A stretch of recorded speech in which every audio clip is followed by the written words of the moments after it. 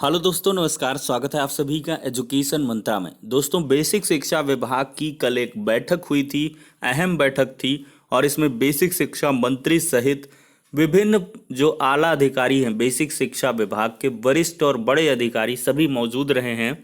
तो बहुत सारे बिंदुओं पर इसमें चर्चा हुई है, जिसमें यूपीटीटी परीक्षा, शिक्षा मित्रों के लिए खुशखबरी, जिले के भीतर ट्रांसफर, एडेड जूनियर शिक्षक भर्ती और नई शिक्षक भर्ती को लेकर तो साथ ही साथ सारी अपडेट्स को यहाँ पे डिस्कस करेंगे।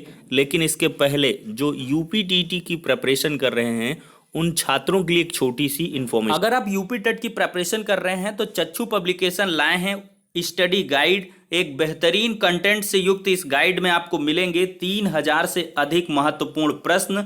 यूपी टेट पाठ्यक्रमानुसार आपको संपूर्ण थ्योरी मिलेगी, 2 सॉल्व्ड पेपर मिलेंगे और इनका पूरा विश्लेषण यहां पर देखने के लिए मिलेगा। और यहां पर देखा जाए तो बाल विकास शिक्षा शास्त्र का विश्लेषण चार्ट, किस टॉपिक से कितने क्वेश्चन प्रीवियस ईयर में बने, इसी प्रकार का हिंदी, इंग्लिश और गणित, पर्यावरण अध्ययन का भी। और यहाँ पर जो थियरी है हर एक सब्जेक्ट की दी गई है। सॉल्व्ड पेपर के बाद से आप यहाँ पर देख सकते हैं थियरी यहाँ पर प्रोवाइड की गई है।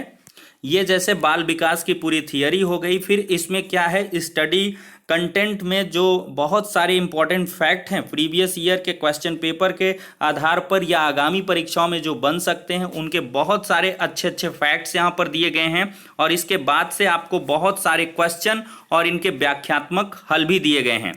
इतना ही नहीं, अगर सब्जेक्ट वाइज आप बुक परचेज करना चाहते हैं तो चच्चू पब्लिकेशन लाए हैं यूपी टेट की इंग्लिश, सीडीपी, गणित, हिंदी, पर्यावरण अध्ययन, संस्कृत इत्यादि की सेपरेट बुक और साथ ही साथ यूपी टेट प्राथमिक स्तर की प्रैक्टिस सेट।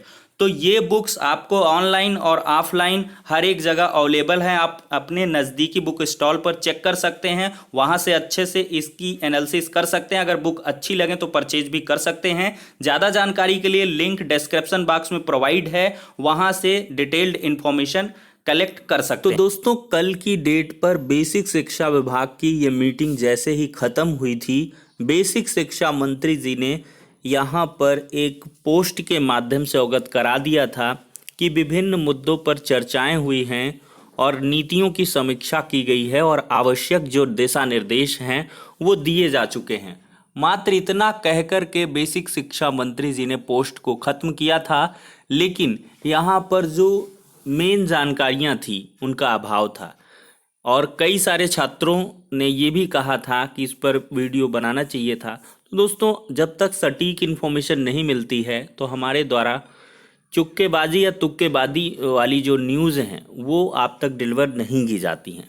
तो ऐसे में अब रियल और ऑथेंटिक अपडेट ही देंगे और प्रामाणिक खबरें आपको साझा करेंगी कि इस बेसिक शिक्षा विभाग की मीटिंग में आखिरकार क्या क्या बातें हुई हैं और किस पर अहम निर्णय लेने की बात कही गई है।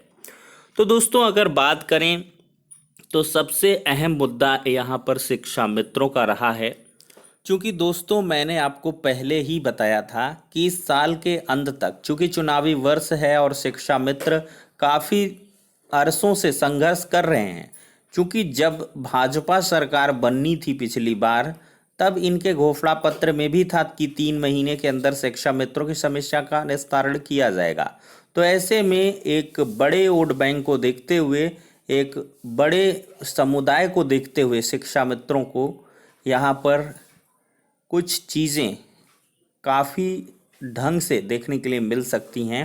और वो मुझे जहाँ तक मुद्दा नज़र आ रहा है कि प्री प्राइमरी में शिक्षा मित्रों को एडजस्ट करने का। जी हाँ दोस्तों, प्री प्राइमरी पर स्पेशल डिस्कशन यहाँ पर हुआ है और प्री प्राइमरी में कैसे शिक्षा मित्रों को यहाँ पर एडजस्ट किया जा सकता है, लीगल प्रोस्पेक्ट्स के तहत इन सब बिंदुओं पर चर्चा हुई हैं। और साथ ही साथ देखा जाए तो शिक्षा मित्रों के लिए जल्द ही एक बड़ी खुशखबरी मिल सकती है। मानदेय के बारे में मैंने पहले ही बताया था कि 14,000 रुपये मानदेय इनको मिलने ही वाला है और इस पर जो है सहमति बन चुकी है। और फाइनली हाई लेवल कमेटी की जो मीटिंग होगी तो उसमें ये जो है पूरी तरीके से मुहर के साथ ही जारी हो जाएगा। अब दोस्तों, यहाँ पर यूपीटीटी परीक्षा कराने पर निर्णय हो चुका है। नवंबर माह में, जी हाँ दोस्तों, नवंबर माह में यूपीटीटी परीक्षा कराने की यहाँ पर सहमति बनी है और आवश्यक दिशा निर्देश दे दिए गए हैं कि नवंबर महीने में यूपी टेट का एग्ज़ाम करवा लिया जाए और साथ ही साथ एडेड जूनियर शिक्षक भर्ती परीक्षा पर भी यहाँ पर चीज़ें देखने के लिए मिली हैं और इसका एग्ज़ाम भी नवंबर में ही करवाया जा सकता है। तो दोस्तों देखते हैं यहाँ पर ट्रांसफ़र के बारे में क्या कुछ आज के समाचार पत्रों में लिखा है। समायोजन की ऐसी नीति बनाएं जिसे चुनौती ना दी जा सके, द्विवेदी जी का कहना है। बेसिक शिक्षा राज्य मंत्री डॉक्टर सतीश चंद्र द्विवेदी ने परिषदीय स्कूलों के शिक्षकों के जिले के अंदर तबादले के लिए ऐसी नीति बनाने के निर्देश दिए हैं जिसे न्यायालय में चुनौती ना दी जा सके। वे शनिवार को बेसिक शिक्षा निदेशालय में विभागीय कामकाज की समीक्षा कर रहे थे। डॉक्टर द्विवेदी बैठक में कस्तूरबा गांधी बालिका विद्यालयों के उच्चीकरण का कार्य जल्द पूरी करने के निर्देश दिए हैं। उन्होंने कहा है कि सहायक अध्यापकों की पदोन्नति का मामला न्यायालय में विचाराधीन है, इससे उनकी पदोन्नति नहीं हो पा रही है।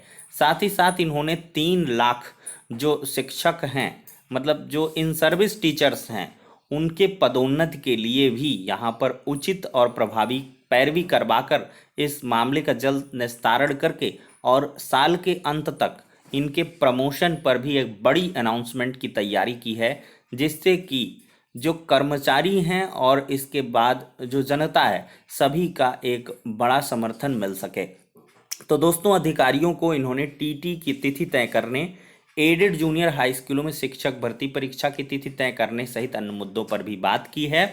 और यहाँ पर कुछ चीज़ें ऐसी भी होती हैं जो अनऑफिशियल होती हैं, उनको यानी कि पूरी तरीके से लिखित रूप में नहीं दिया जाता है। तो जो ऑथेंटिक रिसोर्सेज से आधिकारिक वार्ता के क्रम में चीज़ें निकल के आई हैं उनके अकॉर्डिंग भी आपको कुछ इन्फॉर्मेशन यहाँ पर दी जा रही हैं।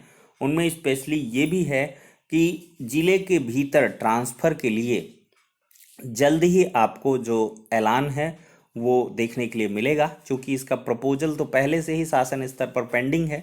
तो एक पॉलिसी मेकिंग डिसीजन लिया गया है, एक ऐसी पॉलिसी बनाई जाए जिसके बाद से इसमें कोई भी अड़चन न्यायालय में ना आए। और 1 सितंबर से प्राथमिक विद्यालय भी खुलने वाले हैं बच्चों के लिए, क्योंकि अभी तक तो टीचर्स जा ही रहे हैं। तो ऐसे में ज़िले के भीतर तबादले की जो प्रक्रिया है वो अगस्त माह में ही कंप्लीट करा ली जाएगी, इसकी पूरी की पूरी उम्मीद दिखाई पड़ रही है। बस एक पॉलिसी बन जाएगी जल्द से और इसके बाद से फैसला हो जाएगा। लेकिन मंत्री जी ने ये नहीं कहा कि कोई ऐसी पॉलिसी बनाएं कि जिससे कोई भर्ती ना फंसे, चाहे वो एडेड की हो चाहे नई शिक्षक भर्ती का तो नामो निशान ही नहीं है।